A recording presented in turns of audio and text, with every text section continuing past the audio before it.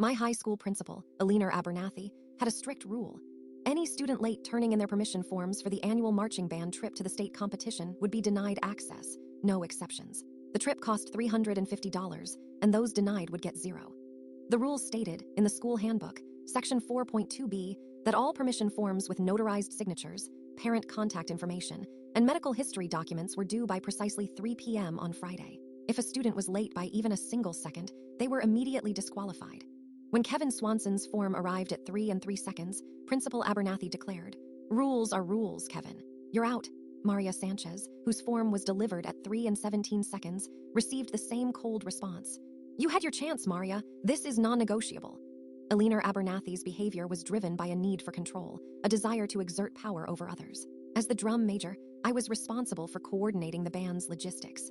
This included making sure all forms were submitted on time. I also was the only one in the band who had gotten the band's permission for a full scholarship. I had everything to lose, too. If the trip got canceled because we didn't have enough participants because of her rule, I'd possibly lose my scholarship. I spent the entire week making copies of the handbook, highlighting Section 4.2b, and setting up my phone to record. I was there by 2 p.m. on Friday, just in case. 2:45 p.m. I checked the clock. My heart started thumping nervously. 2:50 p.m. No sign of Principal Abernathy. 2:55 p.m. I reviewed the handbook, making sure she couldn't make any changes.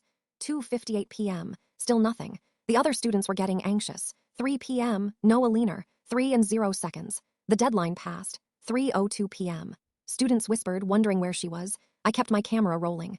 3:05 p.m. The silence was deafening. Where was she? 3:10 p.m. Still no sign. I started taking more photos. Texted a friend. This was weird. 3:15 p.m. Where was Alina Abernathy? Finally, at 3:20 p.m., Principal Abernathy strolled in, a smug look on her face.